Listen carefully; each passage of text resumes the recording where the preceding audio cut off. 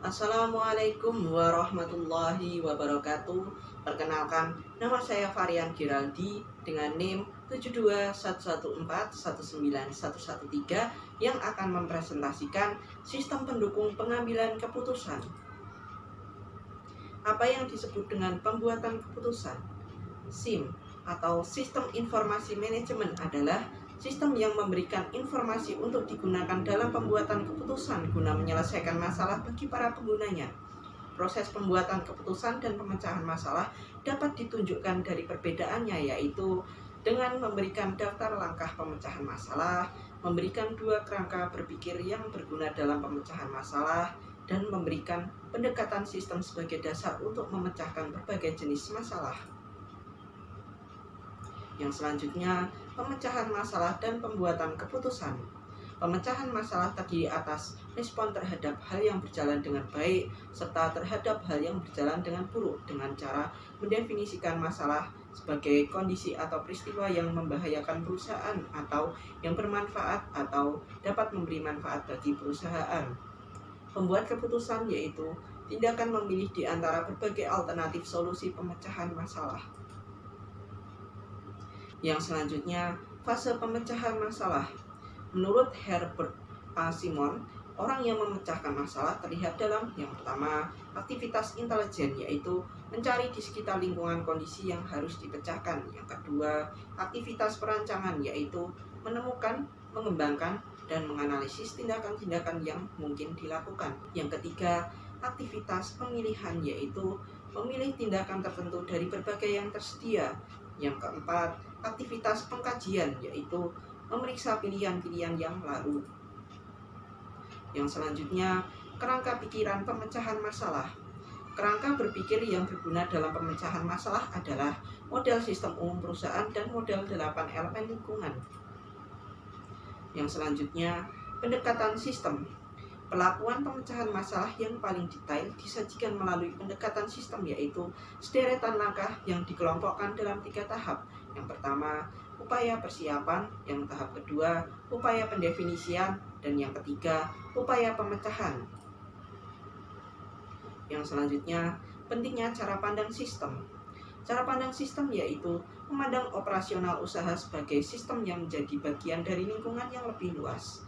Pentingnya cara pandang sistem akan mencegah manajer agar tidak bingung karena kompleksitas struktur organisasi dan detail pekerjaan, menekankan pentingnya memiliki tujuan yang baik, menekankan pentingnya semua bagian organisasi untuk bekerja sama, mengangkat hubungan antara organisasi dengan lingkungannya, dan menempatkan nilai tinggi pada informasi yang didapat dari input yang hanya dapat dicapai melalui sistem perputaran tertutup.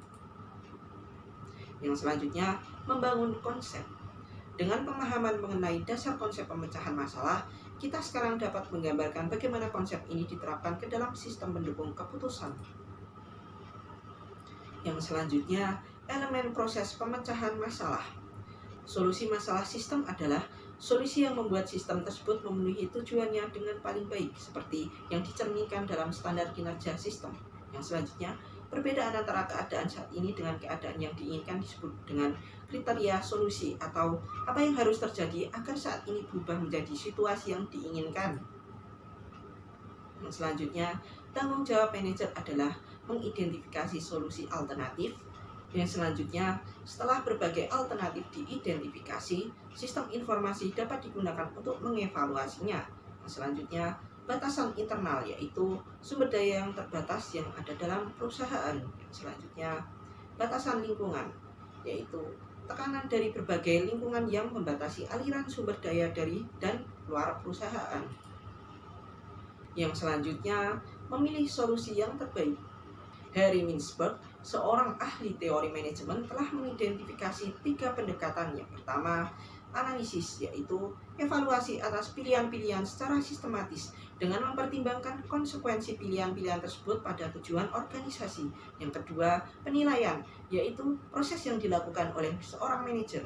Yang ketiga, penawaran. Penawaran yaitu negosiasi antara beberapa manajer. Yang selanjutnya, permasalahan versus gejala. Pentingnya melihat perbedaan masalah dengan gejala adalah agar kita tidak menghabiskan banyak waktu dan uang untuk menyelesaikan permasalahan yang salah atau sesuatu yang sesungguhnya bukanlah suatu masalah. Yang selanjutnya, struktur permasalahan. Masalah mengenai berapa banyak persediaan yang harus dipesan merupakan contoh permasalahan yang dapat dipahami dengan baik oleh seorang manajer. Yang selanjutnya, masalah yang tidak terstruktur, yaitu masalah yang tidak memiliki elemen atau hubungan antar elemen yang dipahami oleh orang yang memecahkan masalah. Yang selanjutnya, masalah semi terstruktur, yaitu masalah yang terdiri atas beberapa elemen atau hubungan yang dipahami oleh si pemecah masalah, dan ada beberapa yang tidak dapat dipahami. Yang selanjutnya, jenis keputusan. Herbert A. Simon menemukan metode untuk mengklasifikasikan keputusan. Yang pertama, keputusan terprogram, bersifat repetitif dan rutin dalam hal prosedur tertentu digunakan untuk menanganinya sehingga keputusan tersebut tidak perlu dianggap de novo atau baru setiap kali terjadi. Yang kedua, keputusan yang tidak terprogram, yaitu bersifat baru, tidak terstruktur, dan penuh konsekuensi. Yang selanjutnya, sistem pendukung pengambilan keputusan. Dua profesor MIT, G. Anthony Gorey dan Michael S. Scott Morton, mereka menggunakan istilah-istilah yang dibuat oleh Robert N. Anthony yang menyebutkan tingkat yang paling atas, tingkat perencanaan strategis, tingkat tengah, tingkat pengendalian manajer, dan tingkat yang paling rendah, tingkat pengendalian operasional. Yang selanjutnya, model DSS. Model DSS menghasilkan laporan khusus dan berkala serta output dari model matematika. Laporan khusus ini berisikan respon terhadap permintaan ke basis data. Yang selanjutnya, pemodelan matematika. Terdapat 4 jenis model. Yang pertama, model fisik, merupakan gambaran 3 dimensi entitasnya. Yang kedua, model naratif, merupakan gambaran entitas dengan kata-kata yang terucap atau tertulis. Yang ketiga, model grafis, merupakan gambaran entitas dengan abstraksi garis, simbol, atau bentuk. Yang keempat, model matematis. Kebanyakan model matematika yang digunakan manajer bisnis sama kompleksnya dengan yang digunakan untuk menghitung EOQ. Yang selanjutnya, kelas model matematis. Model matematis dapat diklasifikasikan ke 3 dimensi. Yang pertama, pengaruh waktu. Yang kedua, tingkat keyakinan. Yang ketiga, kemampuan untuk mencapai optimisasi. Yang selanjutnya, model statis atau dinamis. Model statis tidak melibatkan waktu sebagai salah satu variabel. Model dinamis menggambarkan perilaku entitas seiring dengan waktu, seperti gambar bergerak atau film. Yang selanjutnya, model probabilitas atau deterministik. Model yang melibatkan probabilitas disebut dengan probabilitas atau probability model. Jika tidak, maka model tersebut adalah model deterministik. Yang selanjutnya, model optimasi atau suboptimasi. Model optimasi, model yang memilih solusi terbaik dari berbagai alternatif yang diterapkan. Selanjutnya, model suboptimasi yang seringkali disebut dengan model pemuas, memungkinkan seorang manajer untuk memasukkan seperangkat keputusan. Yang selanjutnya, simulasi, teknik simulasi, dan format output simulasi. Tindakan menggunakan model disebut dengan simulasi. Simulasi terjadi dalam skenario tertentu dan memprediksi dampak keputusan orang yang memecahkan masalah tersebut. Teknik simulasi, model ini menghasilkan solusi terbaik yang menggunakan skenario tertentu dan variabel-variabel keputusan. Format output simulasi melibatkan berbagai elemen skenario dan variabel keputusan pada layar atau halaman yang sama, seperti output merupakan praktik yang baik. Yang selanjutnya, pemodelan matematika menggunakan lembar kerja elektronik. Kapabilitas pemodelan statis. Baris dan kolom dari lembar kerja elektronik membuatnya ideal dan digunakan dalam model statis. Kapabilitas pemodelan dinamis. Lembar kerja sangat sesuai dengan digunakan sebagai model dinamis. Kolom-kolom yang tersedia amat sesuai untuk periode waktu. Model ini juga model yang sangat sederhana. Yang selanjutnya, kecerdasan buatan. Kecerdasan buatan atau AI adalah aktivitas penyediaan mesin seperti komputer dengan kemampuan untuk menampilkan perilaku yang akan dianggap sama cerdasnya dengan manusia jika kemampuan tersebut ditampilkan oleh manusia. Yang selanjutnya, sejarah AI. Tahun 1956, istilah kecerdasan buatan pertama kali dibuat oleh John McCarthy sebagai tema suatu konferensi yang dilaksanakan di Dartmouth College.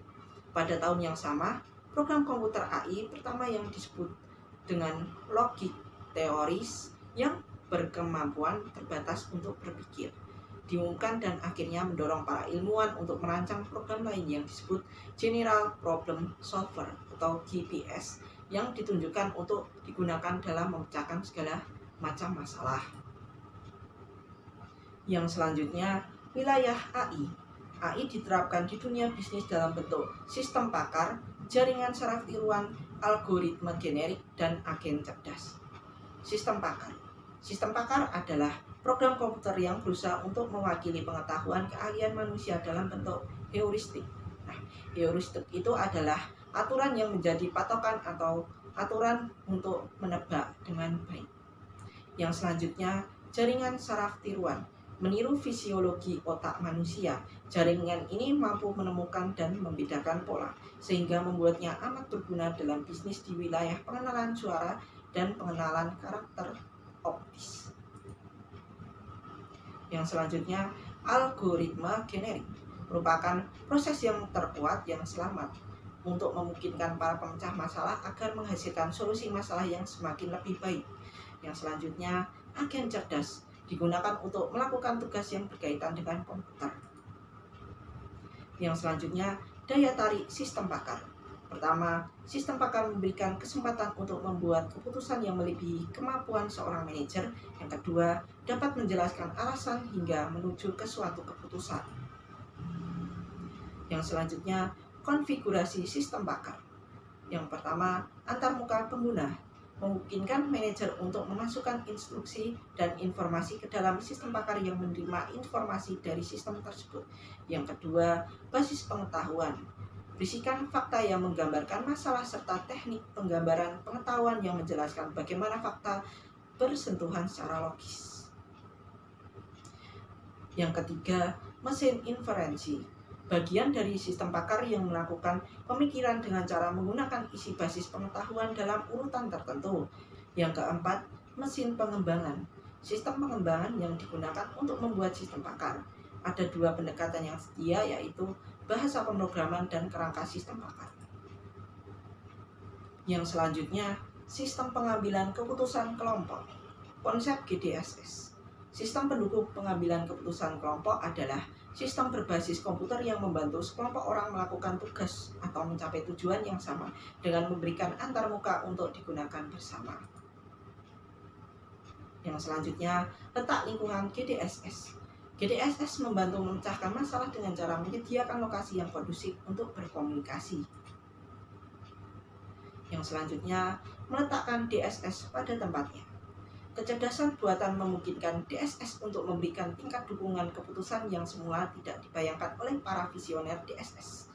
Dan kapabilitas DSS kini sudah terbukti. Bahkan saat ini lebih banyak aplikasi GDSS dibandingkan aplikasi DSS. Mengenai OLED, konsep ini memang baru, namun akan menarik untuk melihat kemampuannya di masa yang akan datang. Sekian presentasi dari saya. Apabila ada salah kata, mohon maaf yang sebesar-besarnya. Wassalamualaikum warahmatullahi wabarakatuh.